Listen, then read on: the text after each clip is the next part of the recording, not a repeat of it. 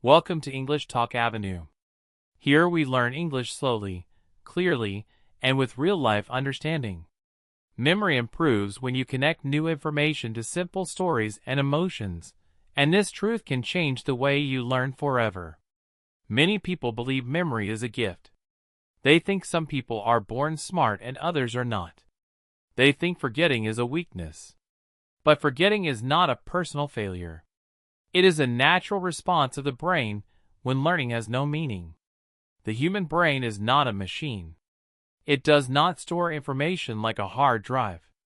It stores experiences, feelings, images, and stories. When learning becomes dry, rushed, and emotionless, the brain slowly lets it go. This is why students read books, watch videos, and attend classes, yet forget most of what they learn after a short time. Think about your childhood. You may not remember what you studied in school on a random day, but you remember a story someone told you. You remember a moment when you felt happy, scared, or excited. You remember a lesson connected to a strong feeling. This is not an accident. This is how memory works. Emotion is the glue of memory. Story is the shape of memory. Meaning is the key that opens the door. When you try to remember without understanding, your brain feels pressure. Pressure creates fear. Fear blocks memory. Many learners sit with books and notes, repeating words again and again, hoping something will stick. They feel tired. They feel bored. They feel slow. Over time, they start believing they are weak learners. But the problem is not their brain. The problem is the method. Imagine your brain as a friend. If you shout at your friend and force them to work without rest or meaning, they will resist. But if you talk gently, share stories, and explain why something matters, your friend will listen. The brain works the same way. It wants purpose. It wants connection. It wants calm. Connection is the heart of memory. When you connect new information to something you already know, the brain feels safe. It says, I understand this place. For example, if you learn a new English word, do not memorize it alone. Connect it to a moment in your life. Connect it to a person you know. Connect it to a small story. When a word becomes part of your world, it stays. Stories are powerful because they follow the natural rhythm of the brain. A story has a beginning, a problem, and a result. Our mind loves this shape. When you turn information into a story, you give your brain a path to walk on. Without a path, information feels like noise. With a path, it becomes a journey. Emotion does not mean drama. It can be simple interest. It can be curiosity.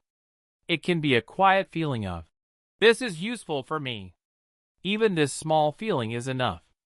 When you feel nothing, memory fades. When you feel something, memory stays.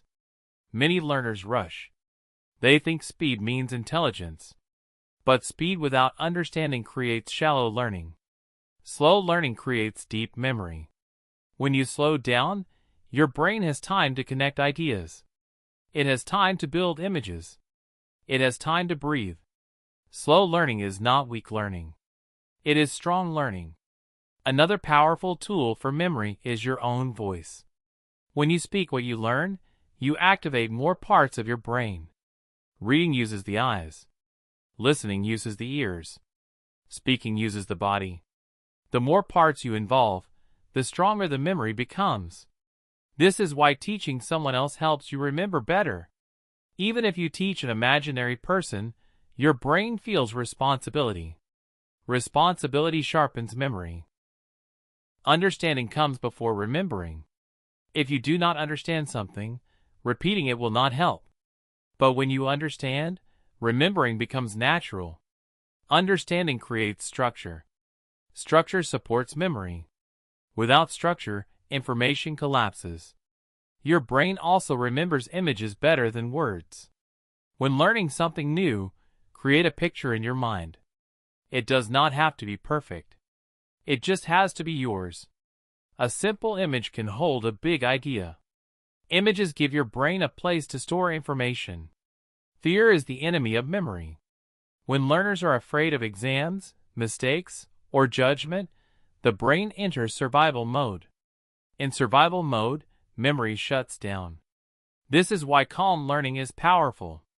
When you feel relaxed, your brain opens. When your brain opens, learning flows. Rest is also part of memory. When you rest, your brain organizes what you learned. Sleep strengthens memory. Short breaks refresh attention. Continuous pressure weakens recall. Learning is not only about input. It is also about recovery. Repetition is useful, but only meaningful repetition works. Repeating without thinking is like walking in circles.